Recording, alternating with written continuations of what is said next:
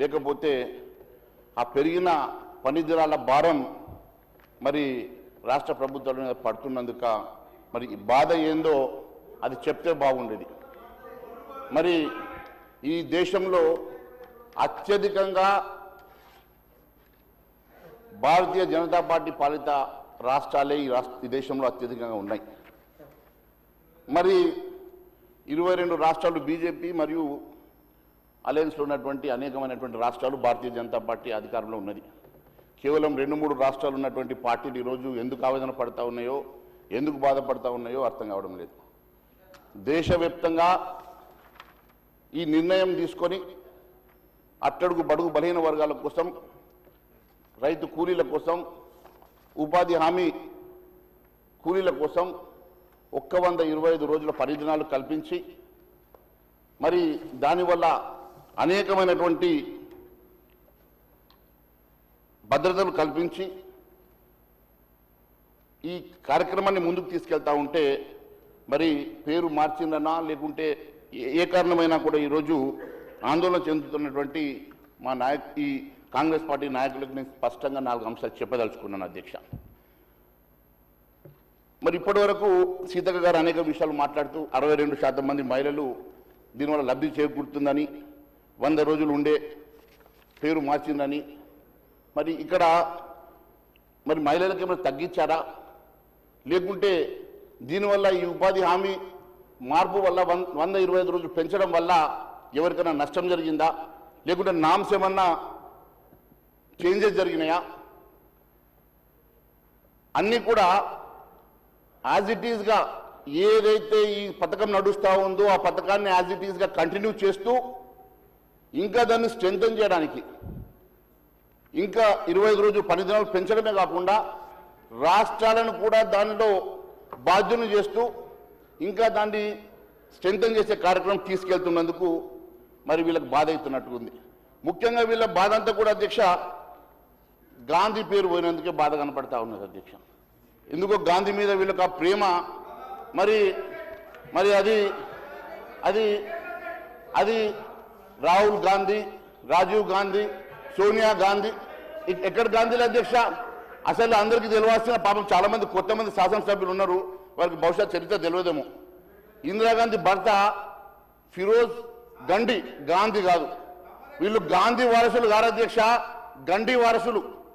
ఒక ఫిరోజ్ ఖాన్ ఇలా ఉన్నటువంటి సబ్జెక్ట్ డైవర్ట్ చేయడం లేదు, వాస్తవాలు మాట్లాడుతూ ఉన్నాను. పేరు మార్పు విషయంలో అధ్యక్ష ఆదిలాబాద్ జిల్లా నుంచి సోదరుడు ప్రాతినిధ్యం వహిస్తున్నాడు. ఇదే పాత రోజుల ఉపాధి హామీ చట్ట ప్రకారము మరి గతంలో బడ్జెట్లో 4% ఉంటే కేంద్ర బడ్జెట్లో ఉపాధి హామీకి, ఇప్పుడు పెట్టేటువంటి బడ్జెట్లో లాస్ట్ ఇయర్ నుంచి 1.37% బడ్జెటే ఉపాధి హామీకి పెట్టారు. గతంలో మరి మొత్తం కేంద్రం భరిస్తే ఇప్పుడు 40% రాష్ట్రాల మీద పెడితే అప్పులున్న రాష్ట్రాలు ఎట్లా ఉపాధి పెంచుకోవాలి? మీది ఎట్లా ఉన్నదంటే కేంద్రం అనుమతిస్తుందట కానీ భారాన్ని మేము మోయాలట. అట్లాంటప్పుడు మీరెందుకు మమ్మల్ని మీ భారం మా మీద మోస్తారు? ఎట్లుందంటే మా అనుమతి తీసుకోండి కానీ మీరు గడక తిన్నా గంజి తిన్నా మమ్మల్ని అడగండి అన్నట్టుంది.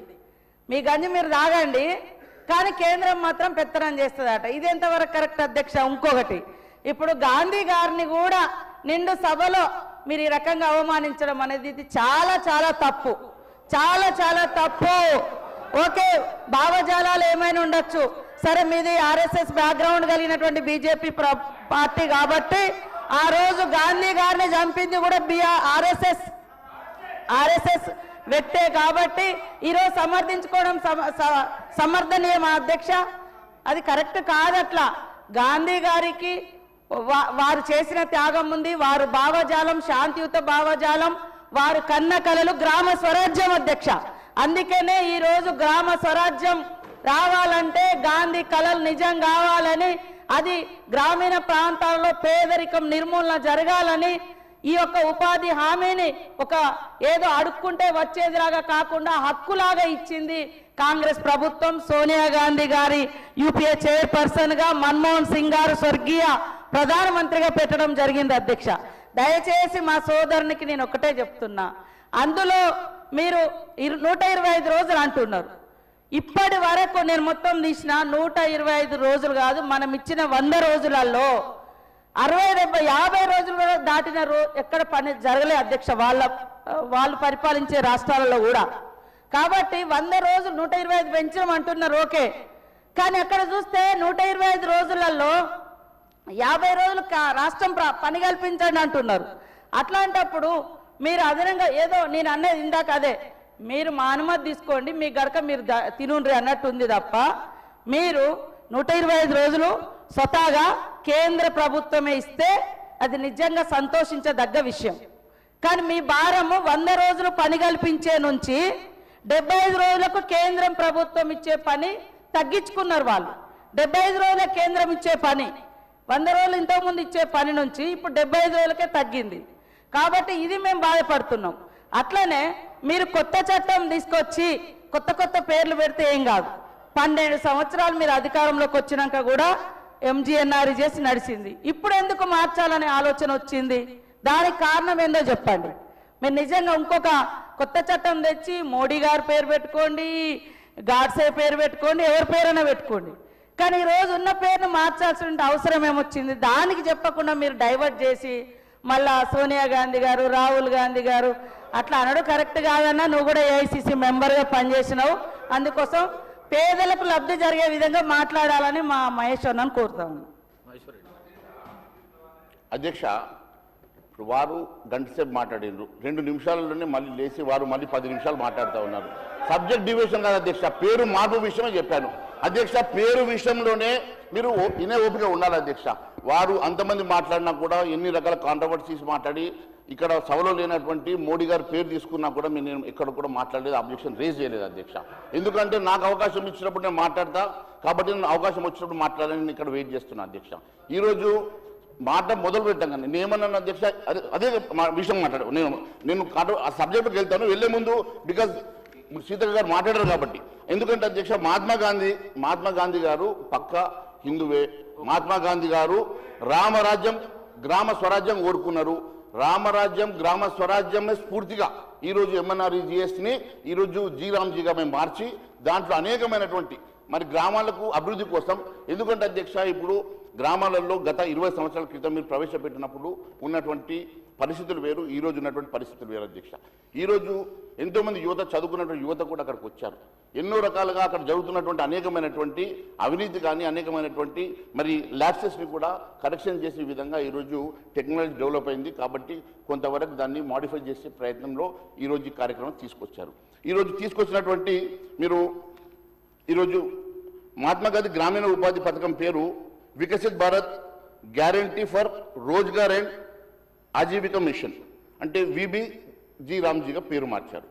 పేరు మార్చి రాష్ట్రాలు 6 నెలల లోపల ఈ చట్టాన్ని అన్ని అసెంబ్లీలో, అంటే ఒక తెలంగాణ అసెంబ్లీ కాదు అధ్యక్ష, దేశవ్యాప్తంగా ఉన్నటువంటి భారతీయ జనతా పార్టీ పాలిత రాష్ట్రాలు కూడా దాదాపు 23 రాష్ట్రాలతో పాటు మరి మా అలయన్స్లో ఉన్నటువంటి అనేకమైనటువంటి రాష్ట్రాలతో పాటు 2-3 కాంగ్రెస్ రాష్ట్రాల్లో కూడా ఉన్నాయి. అన్ని కూడా అందరికీ కూడా 6 నెలల అవకాశం ఇచ్చి మీరు ఈ చట్టాన్ని తీసుకురావాలని చెప్పాలని చెప్పేసి ఒక కేంద్ర ప్రభుత్వం ఆదేశించిన మాట వాస్తవం అధ్యక్ష. దీంట్లో 125 రోజులు పని దినాలు కల్పించాలని, దాంట్లో పెంచినటువంటి ఆ 25 రోజులు గతంలో 90% కేంద్రం ఇస్తుండే.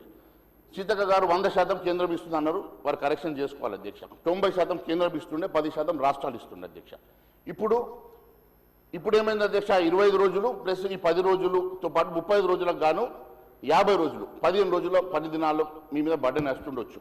ఎందుకంటే రాష్ట్రాల కాంట్రిబ్యూషన్ కూడా ఉంటే రాష్ట్రాల పని దాంట్లో వల్ల ఇన్వాల్వ్మెంట్ స్టార్ట్ అవుతుంది. అంటే ఈరోజు మీరు ఉపాధి హామీల కూలీల కోసం, రైతుల కోసం, రైతు కూలీల కోసం మీరు ఆ కొంత కాంట్రిబ్యూషన్ కూడా భరించడానికి ఇంత ఇబ్బంది ఎందుకు పడుతున్నారు అధ్యక్ష? అంటే ఈరోజు రాష్ట్రంలో ఉన్నటువంటి ఉపాధి హామీ కూలీలకు రాష్ట్ర ప్రభుత్వం కాంట్రిబ్యూషన్ ఇవ్వకూడదు అధ్యక్ష, మొత్తం కేంద్రమే ఇవ్వాలి అధ్యక్ష. కేంద్రం ఇస్తా ఉన్నది బడ్జెట్ ఏం తగ్గించలేదు అధ్యక్ష. కేంద్రం ఇచ్చినటువంటి బడ్జెట్ యాజ్ ఇట్ ఈస్గా ఇస్తూ పెంచిన పని దినాలకు గాను ఈరోజు ఉపాధి హామీ ఎందుకు మీరు ఇంటర్వెన్షన్ ఎందుకు?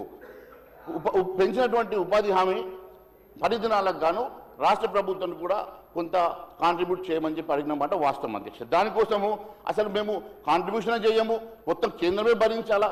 పెంచిన మరి 25 రోజులు 12 దినాలు పెంచడం వల్ల ఎంతమందికి ఉపయోగపడుతున్న అంశాన్ని కూడా రాష్ట్ర ప్రభుత్వం పరిగణలోకి తీసుకోవాలి కదా అధ్యక్ష. అంతేకాకుండా అధ్యక్ష, ఈరోజు 20 ఏళ్ల క్రితం పథకం తీసుకొచ్చిన రోజు అధ్యక్ష, ఇట్ వాజ్ ఓన్లీ ఎన్ఆర్ఈజీఎస్ అధ్యక్ష. 2005లో ఎప్పుడైతే పథకం తీసుకొచ్చారో అప్పుడు ఎన్ఆర్ఈజీ